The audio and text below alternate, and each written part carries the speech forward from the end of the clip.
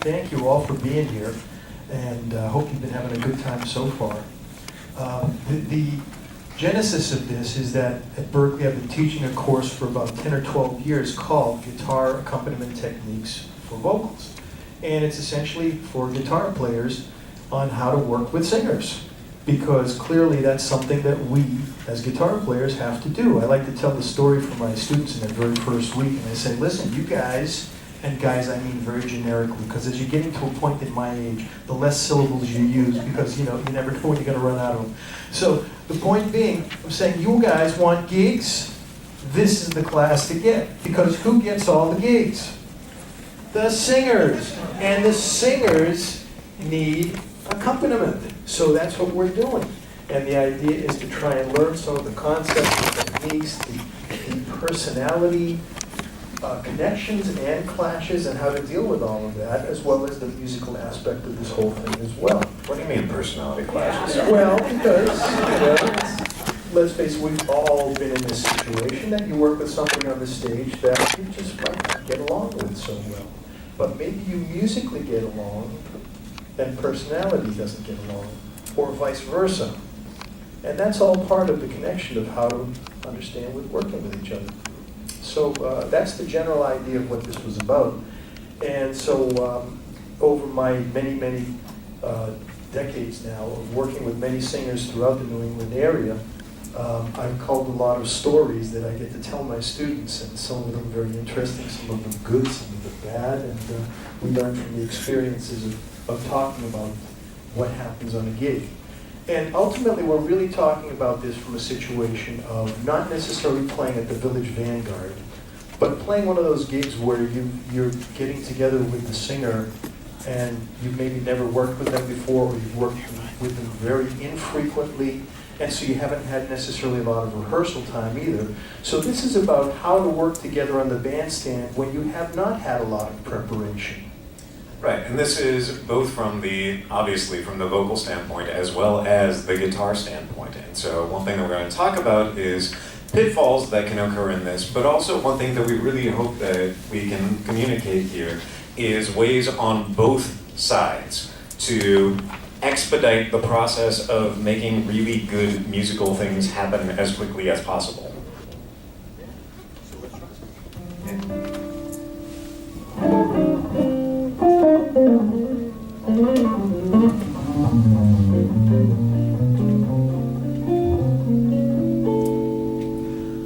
The days of wine and roses, laugh and run away, like a child at play.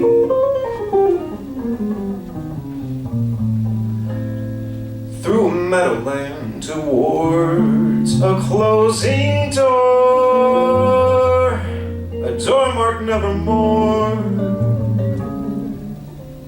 that wasn't there before.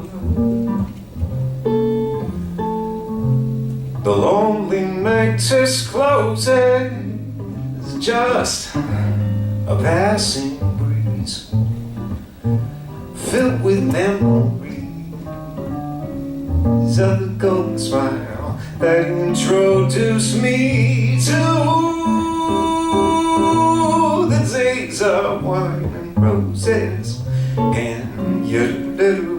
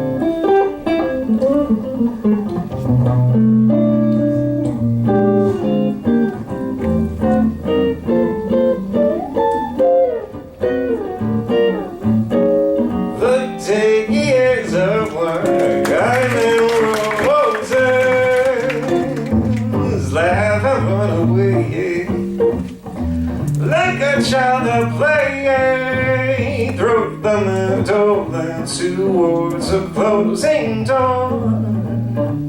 A door marked nevermore, there wasn't there before. The lonely night discloses just a passing breeze filled with memories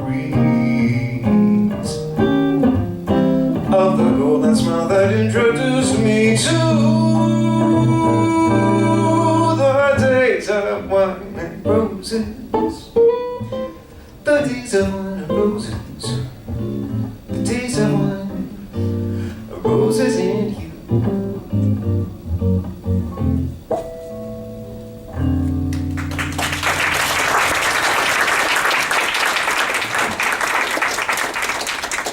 Thank you. So we kind of wanted to just start it off and just play a tune, just to kind of talk about it. And specifically, we wanted to do something where we just decided that we would pick a tune and then not talk about what we were going to do about it, so that we could talk about how we didn't talk about what we didn't talk about. You know, the interesting thing about this is that you can practice this stuff all that you want, but ultimately when you get on the stage, it's all going to go in different directions anyway.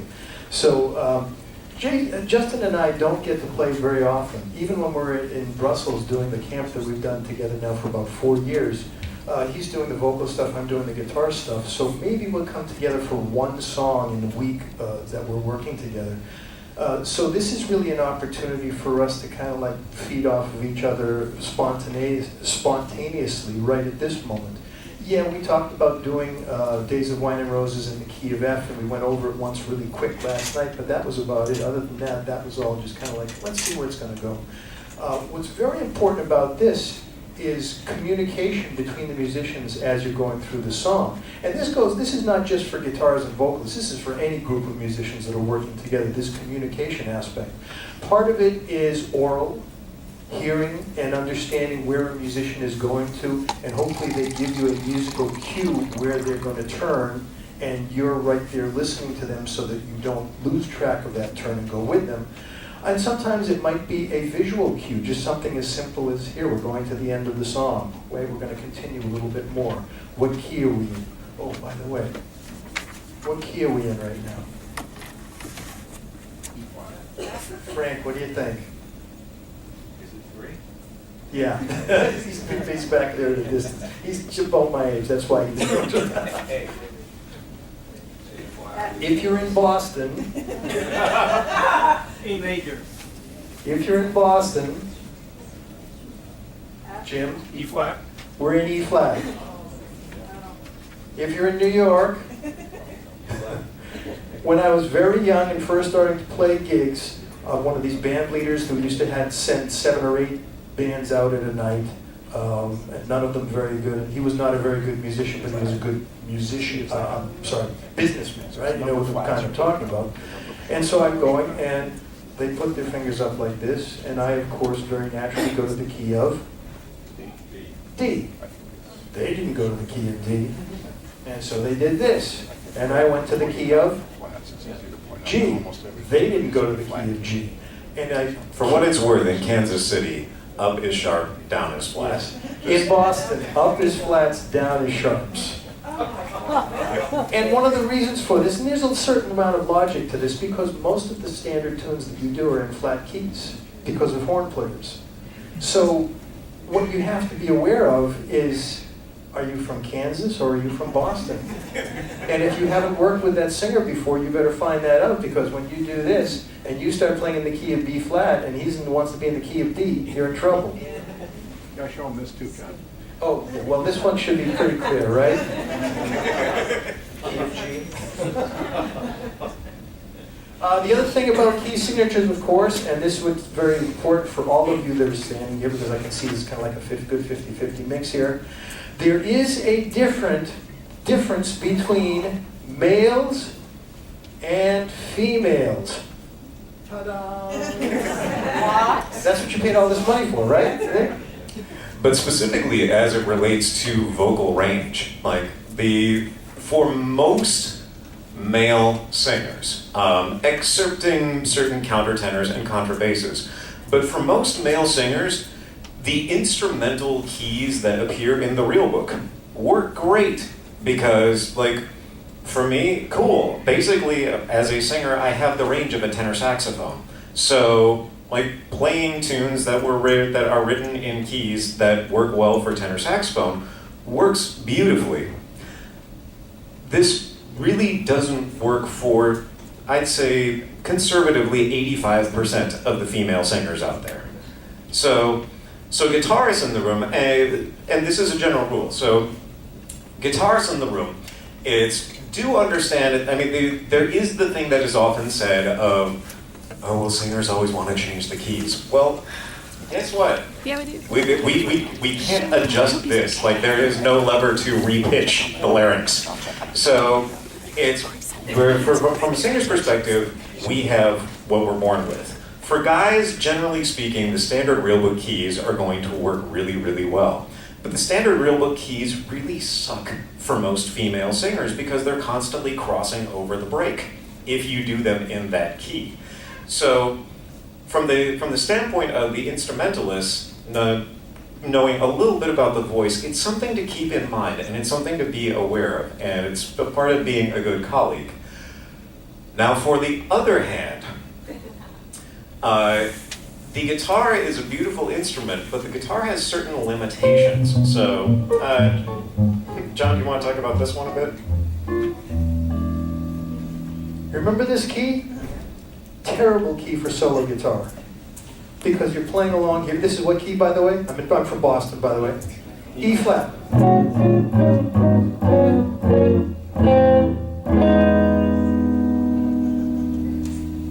It's not there. Unless you've got a 7-string guitar.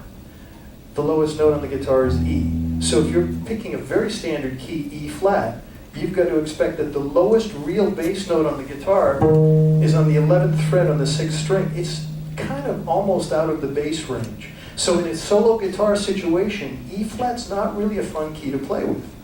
So I always kind of like try and deal with my singer there and say, do you have it in you to go either to D, where I can then use the open string A as a dominant, or to the key of E, where I can use my open E string, or even to F, because I've got that down there. But E flat, it's a great key if you're working in a band situation. If there will never be another U. What other key are you going to do that? But E flat, right? In a band with a bass player who can catch their E flat, although they have the same circumstance as well. That's fine. But as a solo guitar player, if I'm the bass player, and ultimately in this gig, I'm the soloist, singing his vocals, I'm the accompanist, I'm the bass player, I'm the drummer, and I sell popcorn during the breaks as well. And it's because, let's say we're doing a 4-hour gig. He can't sing straight through for 4 hours. I've got to play some stuff to give him a break, otherwise his voice is going to be gone after an hour. So it's very important that I be able to do that. Either that or I'm going to only be singing songs in the key of C with a very limited range and a mezzo piano dynamic for 4 hours. So as a guitar player, of course, you've got to understand that you need to know everything in the standard keys that it's normally learned in. And we know this very big picture that everybody says, oh, you got to learn everything in 12 keys, right? Well, let's face it, there's only 24 hours a day, 365 days in a week, and my life is going to end at some point. I can't do that. I don't have the time to do everything in all 12 keys. But since the male vocalist and the female vocalist are usually about a fourth or a fifth apart, if I can learn it in 2 keys that are about a fourth or a fifth apart, then I've got a pretty good chance of getting the majority of the people that I'm going to work with. And then the nice part about the guitar, of course, is if I'm in B flat here, I can always do this. And I'm not that far away, and physically my grips, my shapes will be the same. As I get lower though, let's say I'm doing something in the key of F. And then the singer says, well, can we take that down a whole step? No. At least not with the same grips. I'll have to reshape everything that I'm playing. Now, a decent guitar player should be able to do that. If you're working with young guitar players that don't have a lot of experience with chords and inversions yet, that's going to be a little difficult to work with. So both of us have to be aware of the abilities of the players that we are working with, the players and the singers. You know, as I told you last night, everybody is not Kurt Elling or Ella Fitzgerald or Justin. And likewise, everybody's not Joe Pass. And so there has to be at some point where you understand the limitations of the accompanist that you're working with and the limitations of the singer that you're working with. Absolutely. Oh, I got a story to tell you on this about the keys thing. So this is kind of half fake and half fact and half fable. And I tell my students this at the beginning of the semester. What's your name? Gina. So I worked with Gina on Tuesday night, and Gina decides to do Autumn Leaves in the key of. let's say F major at the beginning for the sake of argument. And fine, we work it out in the key of F, and it's really great. The next night, I'm working with your name. Bobby. I'm working with Bobby, and Bobby likes to do Autumn Leaves in the key of B flat, just for whatever reason. Okay. And then I've got another gig with Gina the next night. In the meantime, Gina has caught a cold. And she's saying, well, I can't quite get up to some of those notes. Can we take, what was our original key? F. Can we take it down to E flat, of course, which was for me. Then I've got another gig with Bobby the next night. And I find out that Bobby and Gina have a little relationship going on. And Bobby has caught Gina's cold. And so now Bobby says, yeah, I can't get up to those. Can we take it down a whole step? So his B flat becomes A flat. Now I've worked 4 straight nights, 2 singers, same song, 4 different keys. Yeah. I'm sorry, I got a little carried away. I like it though, it's a good story. Continuing on, I want to, looking through the very loose plan of attack that we have for this, we've been talking a lot about interaction. And so one of the biggest areas where interaction can really be fantastic or really go haywire really, really quick is when it comes to performing rubato. And especially if you're doing a classic standard that has a verse. I love doing verses to standards because it presents a different spin on the thing that most people don't do. But generally speaking, when you do the verse of a standard, you're going to take it rubato, and the problem is that there are several bad things that can happen. So we're actually going to take the Gershwin tune, Our Love Is Here to Stay, which has one of my favorite verses for any jazz standard. And so, putting several hypotheticals together, if on the gig, I'm going in and I, as the singer, like, I know my key, I'm cool, but I'm kind of tentative. So I'm gonna let the guitarist do all of the leading. Here's what happens.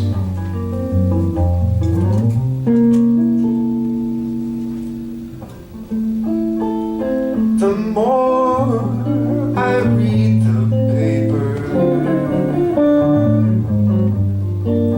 the less I comprehend.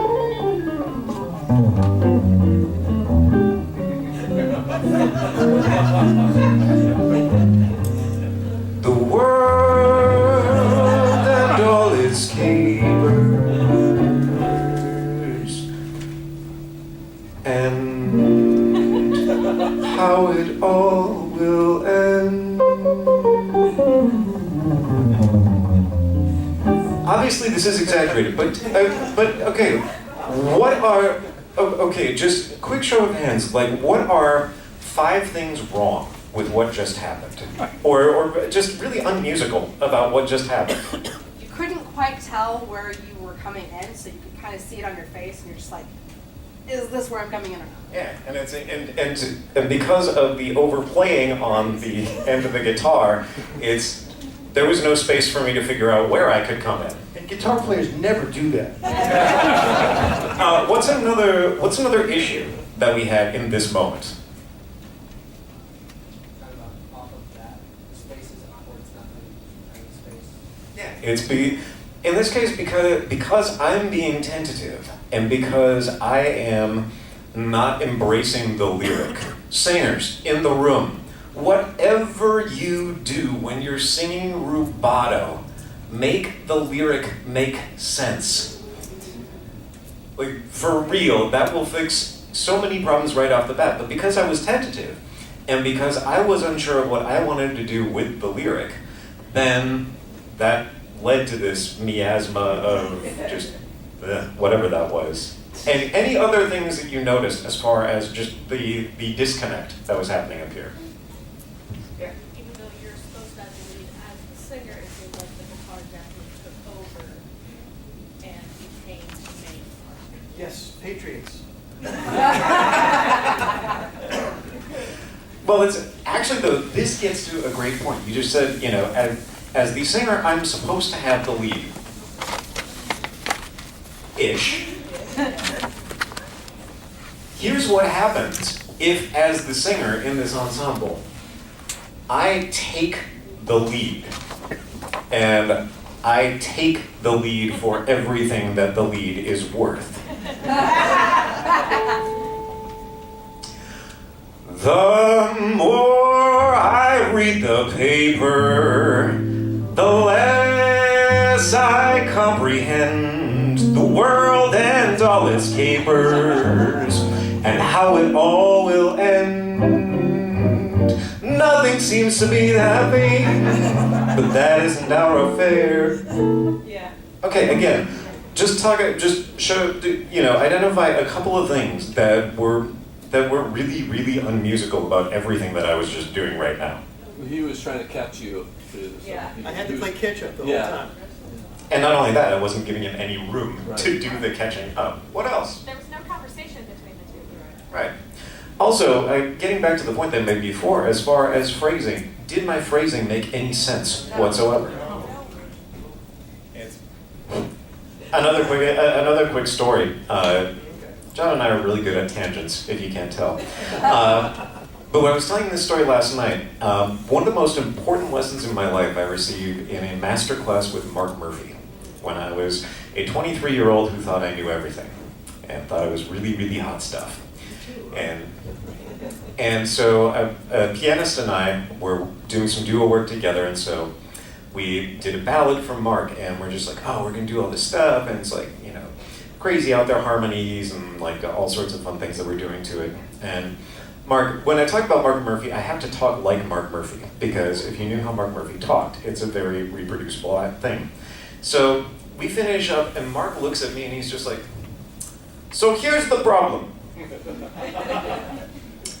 Looks at me. You love to hear yourself sing. And he looks at Bartosz, the pianist, and he goes, and you love to hear yourself play. He's just like, and then he looked at both of us, and it's at this point we both just want to hide. And he just goes, and both of you so wanted to hear yourselves do all of the things that you could do, that you completely ran over this beautiful lyric and completely obliterated any meaning from it. Wow. Here's the deal, he was right. Like, we did. So, it's tough love, but it's one of the best lessons that I ever learned. So, Should we try and do it from there? yeah. So in all of this, again, it's the idea of interactivity. So we need to be working with each other. As the singer, I need to be focusing on interpreting the lyric in a way that makes sense and tells a story.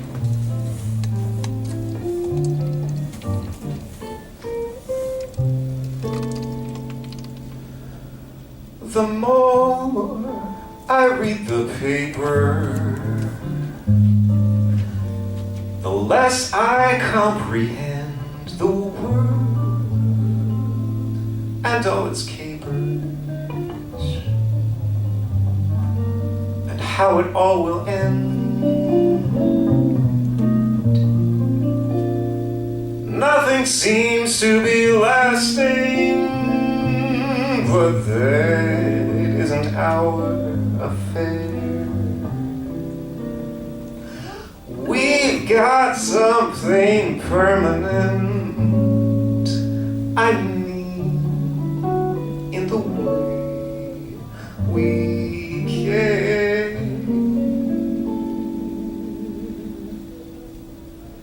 It's very clear our love is here to stay. Not for a year, but ever and a day. The radio and the telephone and the movies that we know may just be passing fancies, and in time may go. But oh my dear, our love is here to stay. Together we're going a long, long way. In time the Rockies may crumble, Gibraltar may tumble. They're only made of clay, but our love is here to stay.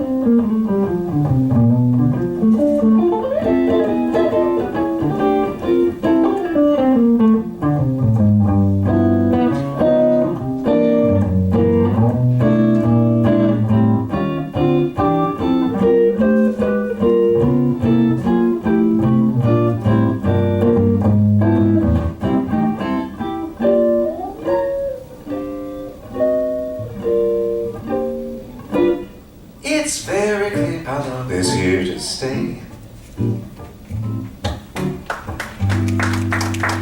Together we're going a long, long way.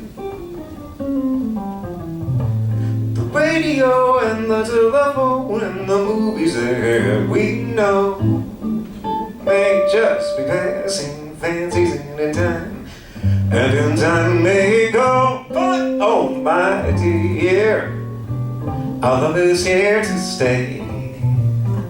Together we're going a long, long way. In time the Rockies may crumble, Gibraltar may tumble. They're only made of clay, but our love is here too. Our love is here too. Our love is here to stay.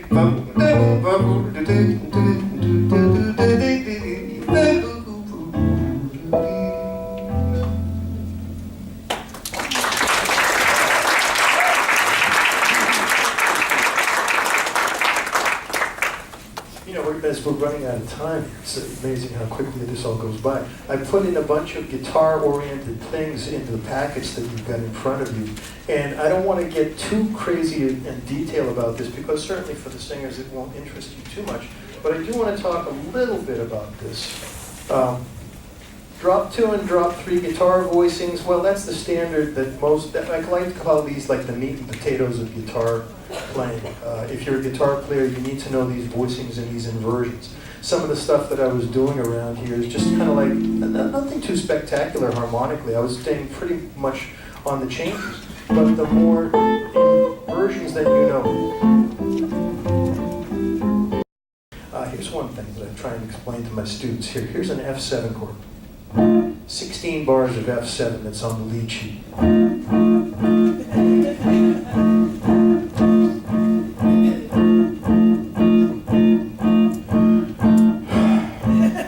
7, right?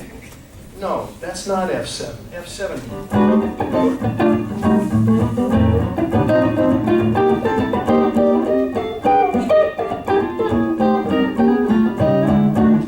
That's F7. Okay? It's not just this thing that you play and do Freddie Green for. Yes, that's in a certain very specific situation, yes. And certainly as part of a 4-hour gig, I'm going to do that a few times just because it breaks up the monotony of doing anything else that I'm doing. And it's a part of guitar playing. But certainly learning as many inversions as you can, guitar players, very important. And all sets of strings all over the guitar. Anyway, let me continue just quickly through some of this and then let Justin talk a little bit about his thing. Vocal intros. Okay. Intros. How do you get us to start a song without the intro? Right? Let's start somewhere over the rainbow. Okay.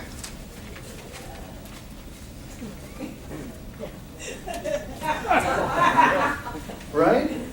There's got to be something, even if it's just as simple as this.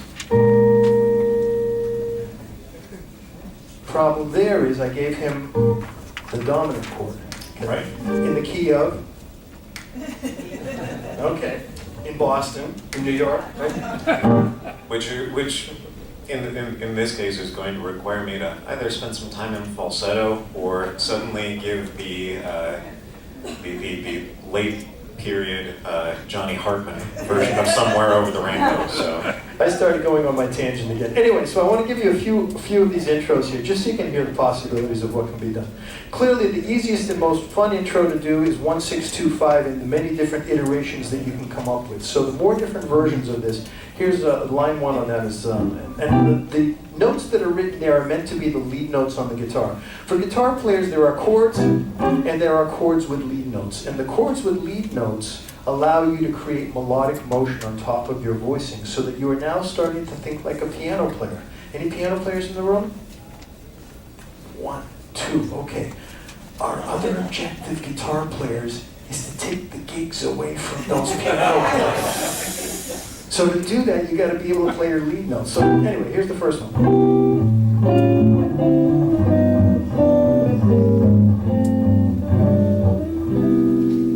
Simple but to the point, right? The next one starts on the 4 chord, but it's going to end on the 1.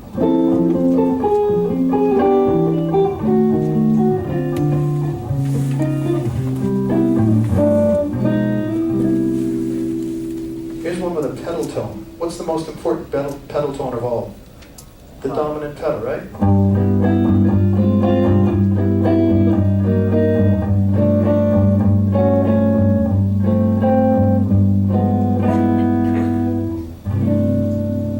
If the singer can't find their key by that point, it's not my fault. Anyway, there's more of those there. And then, of course, if there's intros, there's got to be endings, right? I call this the Ellington ending. I kind of remember, Frank, when we did this, we did a clinic about 3 or 4 years ago. In fact, it was in Dallas, I think, that we did that. And you had something that you called endings. What did you call that ending? The Sears and Roebuck ending. Sears and Roebuck ending, okay. I call it the Ellington ending because many people recognize that from Take the A Train, but I'm probably sure that Ellington was not the first to come up with that. But anyway, some of the variations that are there.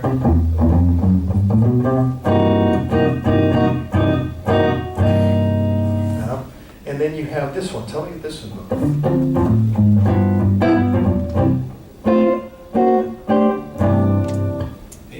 Count Basie, right, of course, and all the iterations of that. Then you've got deceptive cadences. I'm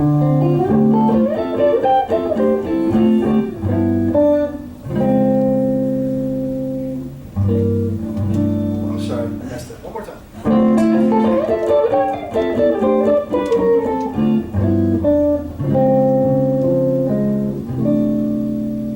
Now you have to make a decision at that point, guitar player. Am I going to hold that? All come back to the next gig to see if you're going to resolve it, or make them feel good and go home feeling nice. Right? And getting back to that particular one, in the very first tune that John and I did to start this off, when we started off with the Days of Wine and Roses, at the very end of the first time through the melody, it's instead of going to the 1 chord and then a 2-5 to bring it around, John went to the deceptive cadence And which Let's do the last day section of that. yeah, which requires me to have my ears engaged enough to be able to catch it when he does that. Last day. Oh, just like the second half.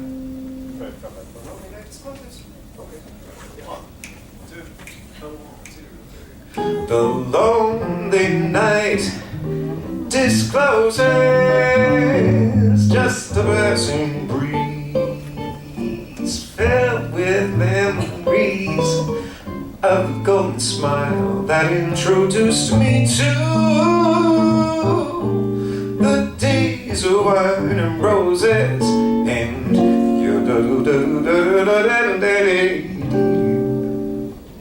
that is. That's just flat 2 major 7. And in that case, part of the thing was, in that case, it worked because since I was planning on sort of doing a scat break into it, and because I know John likes to mess with me, I could kind of prepare in advance for the idea of let's just place a well-timed breath to see exactly where that resolves to, so that then my ears can catch where exactly that's going to at that point. And then, of course, one of the things that as guitar players and keyboard players, anybody who's doing any accompaniment, is being aware of your lead notes and what the singer is going to sing. Know the melody, like for real, know the melody. Here we've got an F major 7 with a 9 on top. And I happen to be in the key of F. That's kind of the giveaway. What song am I about to play? Go for it.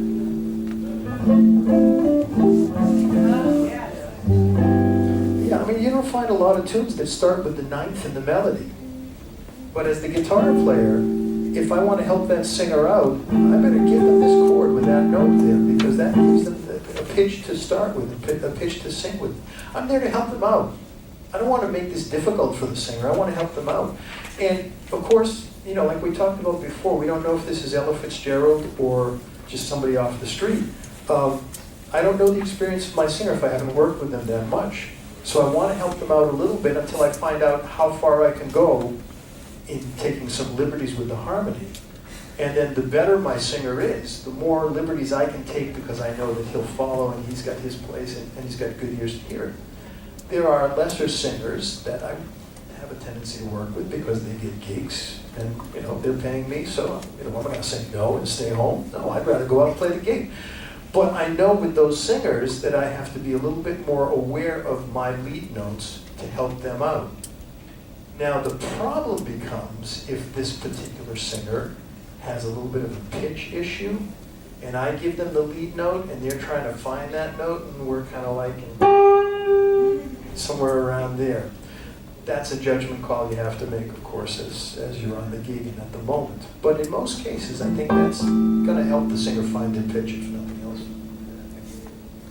So, John, so in addition to John's guitar handouts, I've got a couple of things in here that are specifically geared towards singers, and also towards helping the guitarists in the room work more effectively with the singers in the room. But we talked about rubato singing before, but I've got a page here as far as rubato singing in a duo like this, and 4 specific tips for success. And I talked about it before, but for real, make the lyric the main thing. Make what you do in terms of your approach to the melody be driven by the lyric and by your interpretation of the lyric. Guitars, I said earlier, know the melody of the tune, also know the lyric of the tune, because if you know the lyric of the tune, then you can work more interactively together in that moment. Tip number 2 I put here, it's a collaboration, not a vocal showcase. Like, it's singers in the room, raise your hands again. Some of you may or may not be aware that we singers do not exactly have the best reputation in the world when it comes to things like ego and taking over the bandstand and treating it like accompaniment. And when we do this, John is not my accompanist. I mean, he is my accompanist because he's playing accompaniment underneath me. But this is a collaborative effort. If I'm sitting there going, Look at me. I'm the star up on the bandstand. Check me out. You know, I'm completely walling off any possibility of collaboration at that point. So, tip number 3 here, I put down the idea of keep the alterations to a minimum unless you work together a lot. And a note here that I put is the first time that I do the head of a tune, I like to take the Sonny Wilkinson approach. Sonny Wilkinson is one of my favorite singers anywhere. And what Sonny will do is Sonny will play with phrasing a little bit, driven by lyric and interpretation of the lyric. Singers, if you take nothing else away from this clinic, lyric. But Sonny will really will play with the phrasing, but she'll put a couple of little tiny itty bitty ornaments in the melody here and there the first time through. But it's not going to be wholesale changing up the melody the first time around. And part of the reason why she does this, and part of why I do it consequently, is like, even in a room like this, where you are all jazz people at a jazz conference doing jazz things, I cannot make the assumption that every single person in this room knows the melody to The Days of Wine and Roses. I just can't. And if there is someone in the room who doesn't know the melody, and you go off on melodic alterations like crazy, guess what? At the end of the gig, that person still doesn't know the melody because you didn't sing it. So that's just something to keep in mind here. And then tip number 4, John and I, when we're doing our thing, we're kind of both in our own little worlds, but it's, make eye contact. Like, just even occasionally. Just so that it's about the interactivity. It's about making sure that you're communicating with each other. I haven't gestured a lot here, but I put here a thing of be consistent with your gestures. And like when you're on the bandstand and you're trying to indicate something, it's one gesture can mean any number of different things depending on the moment. For instance, what does this mean? Okay, I heard about 5 different things spoken from people across the room. Exactly. So this can mean we're coming to the end. This can mean it's like just simply end of the solo. This can mean go to the coda. This can mean any number of different things. So again, how about this? Keep going. And they keep going, tag it. Or it could be repeat for another chorus. Or it could be any number of different things. The big thing is different people have different things. So they have different preferences as far as what they like to do in terms of their gestures. My advice is just whatever you do, be consistent with it. Because if on one tune, your gesture for take it to the head is, and another time it's, and another time it's, and another time it's, then none of them mean anything. So whatever you do, be consistent, because that's part of the communication in here. I also put a little thing in here about like what to do during the guitar solo, because it's one thing that a lot of my students over the years have said is that like during a solo, and they'll feel weird and they'll feel like they don't know what to do at that point, because it's like, okay, I've sung my thing. Now what do I do? So a couple of things that I put here, like one of the things I put is like the background figures on guide tone lines. When we did the Days of Wine and Roses to start, at about bar 9 of John's solo, I just started humming guide tone lines on the 3rds and 7ths of the chords. And the thing about that is it provides some harmonic color, it gives me something to do, but it's not interfering with what's going on here. If you're going to sing something like that, do a hum or do a closed covered vowel like ooh or oh or something along those lines. Don't do a bright vowel, because if you're sitting there going ee, that's going to completely obliterate the guitar at that point. I gave a couple of examples of rhythmic sequences that you can apply to this in swing and in bossa nova styles. Another thing I talked about, walking bass lines. Now, due to the inherent limitations of the voice, this only applies to a certain percentage of the population. But the big thing about this is singers, and specifically, so singers in the room. How many of you are basses? Cool, awesome. I'm going to give you a piece of advice. Elliot Robinson from the House Jacks is awesome. Alvin Chia from Take Six is awesome. Abby Kaplan, formerly of Pentatonics, is awesome. But if you want to learn how to sing bass lines, listen to bass players. Guitar players, same thing. Absolutely, this is the bass player. So I'm just going to leave it at that. Now that we're coming down to yep. Sure. So we're going to take Yardbird Suite, and then I'm going to put a little note in here about vocal percussion. Just vocal percussion and beatboxing are two different things. They're both cool, but vocal percussion is literally just making percussive effects with your voice. Beatboxing is something else entirely. And then option number 4, do nothing. Let the guitarist have their moment, but turn to them during the solo so that you direct the audience's attention to the guitarist at that point. So that you're not just sitting there going and looking awkward, and then the audience is looking at you wondering why you look awkward instead of focusing on the guitar solo. Because Lord knows we guitar players need attention. So as far as kind of demonstrating some of these background ideas, we're going to take the Charlie Parker tune, Yardbird Suite. Yeah, no intro necessary for this one.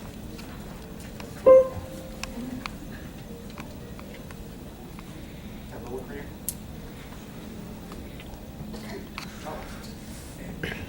It's hard to learn how to skin burn one's heart, but that's the way that I found out. Too late, I guess, I'm in a mess. My faith is gone, why lead me on this way? I thought there'd be no price on love, but I had to pay. If I could perform a miracle, I'd never believe in me. But I know that it's hopeless, you could never really care, and that's why I despair. I go alone, hoping one day you'll learn the flame of my heart deep forever will burn.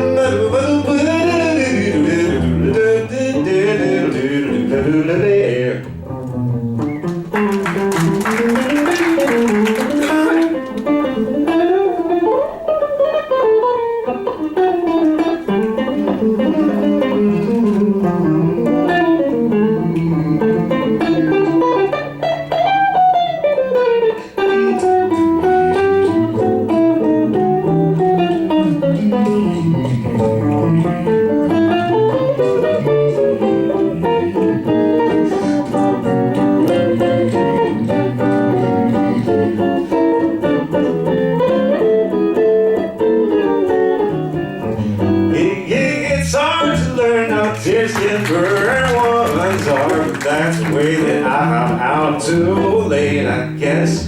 I'm in this, my faith is gone. Why lead me on this way? I thought there'd be no price on love, but I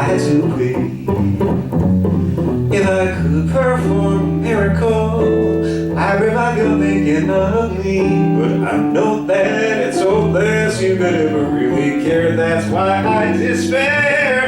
I go along hoping one day you'll learn the flame of my heart tear, for it will be burnt.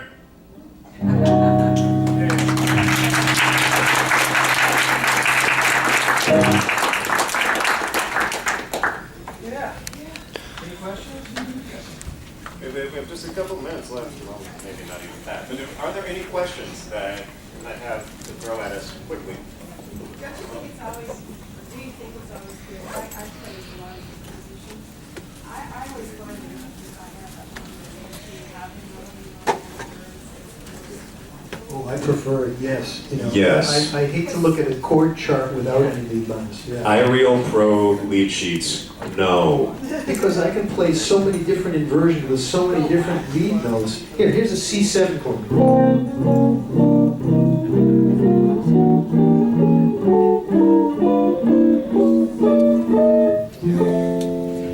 Well, which one am I going to play for your whatever it is that's on top? So if I have the melody there, then at least I know that I've got something more specific to choose from.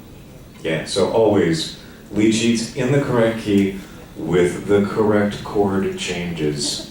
Do your research. And yeah, do have the melody in there because it's so helpful and so useful. Any others? Basically, a specific guitar question.